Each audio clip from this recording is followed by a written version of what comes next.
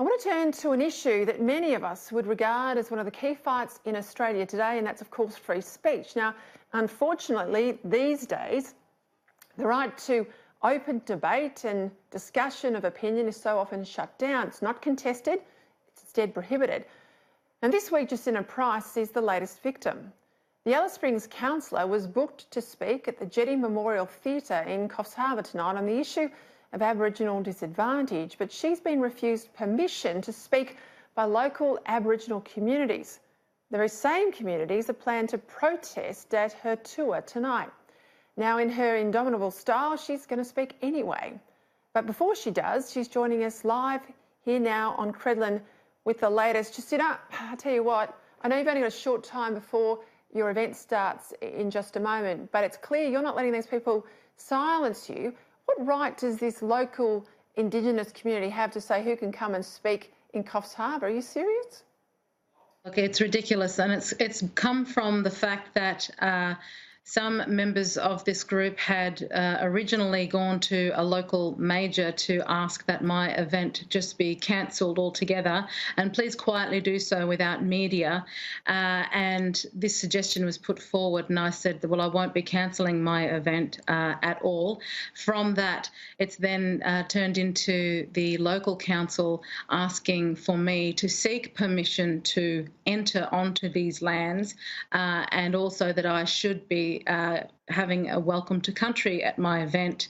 And of course I declined this, and as a result I'm now being told I'm not going about the correct cultural protocols, and therefore there are claims that there is going to be a protest tonight as a result of this cultural bullying, because I chose not to cancel my event quietly in the first place. All right, well, if I turn up to the, what's it called, the Jetty Memorial Theatre in Coffs Harbour tomorrow night, and I take the stage, I won't have to ask anyone's permission, certainly not a local cultural group of white fellas or black fellas. So why are you being singled out? I mean, this, to me, there's something more untoward in all of this. Yes, it's cultural bullying, of course, but it's about attacking what you have to say and coming around using your skin colour, which is racism, as a method to shut you down.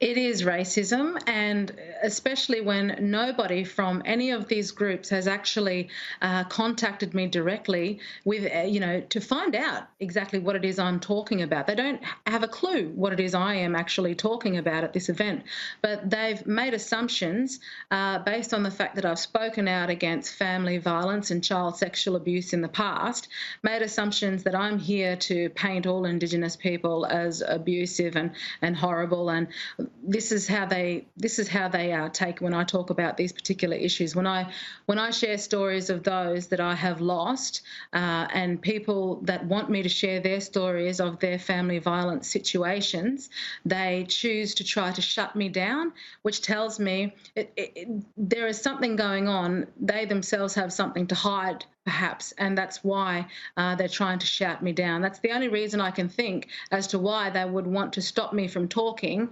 about what's going on for a lot of Indigenous people in Australia.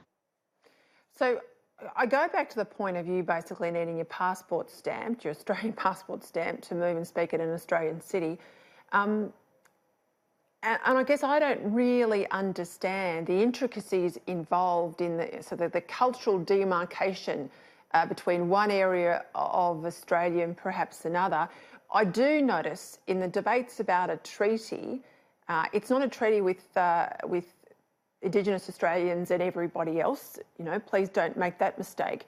We know in the case of the Victorian debate about a treaty, it's a treaty of the Victorian government with a multitude of different Indigenous groups. Is this the way it's going to be, that Indigenous people in Australia will need approval of other Indigenous people to move around the country? Is this really what it's come to, that we're dividing Australia, not uniting Australia?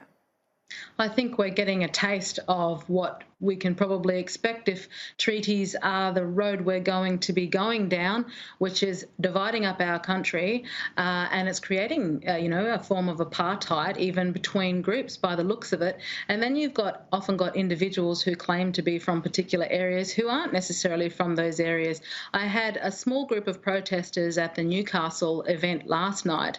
The lead protester claims to be a Awabakal. Now, I have had elders reach out to me and tell me that she is not an Awabakal person or from there, and had no right to do what she was doing last night. And the horrible thing about what she was doing was, while I was presenting stories of people that I've lost who have been murdered in my own family and talking about them and their lives and how we've lost them, she was screaming through a PA system stuff like, "F off back to your own country, you effing see," while I was inside talking about people that I've lost. Now, that is utter disrespect for any culture to be calling out such horrible things when a person is talking about those that they have lost through horrific circumstances, through violent circumstances. And so I don't know what it is that these people want from me, but they claim they want respect, however, don't know how to display that themselves or act like adults. Well, I think they want your silence. I think that's the most important thing. And clearly what you're saying is hitting home. There is an amazing richness of diversity of the Indigenous voices, and many of them are, like you, headed in the right direction and want to turn things around for communities, particularly for women and children. Others, I think, are profiting from the Indigenous grievance industry, and lest any of that change, people like you are denied a platform. And I guess what this goes to is comments we've made here many times. We've got to bring civility back into this debate, and fair enough if they want to disagree with you, but shutting you down. I'm told last night you only had 10 or so people at the protest, so you've been getting crowds right around the country. I'm told you've been Adelaide, Melbourne and Sydney. What's the biggest message you want to leave with the people of Coffs Harbour tonight? Well, the people of Coffs Harbour tonight is basically what I'm wanting to do is create understanding, and that's all I am looking to do. And this is for all Australians, regardless of what our backgrounds are. And I have had people from many backgrounds coming to my events who have just been incredibly responsive. They have been very appreciative of the fact that my message is about bringing Australians together and breaking down those barriers between us, stopping the labelling of each other and trying to work together to bring solutions for our most marginalised Australians. All right, I've got an eye on the clock for you, mate. You've got to get to the stage. Thanks very much for joining us tonight. I hope it all goes well, and all the best with your tour. Thanks, Peter.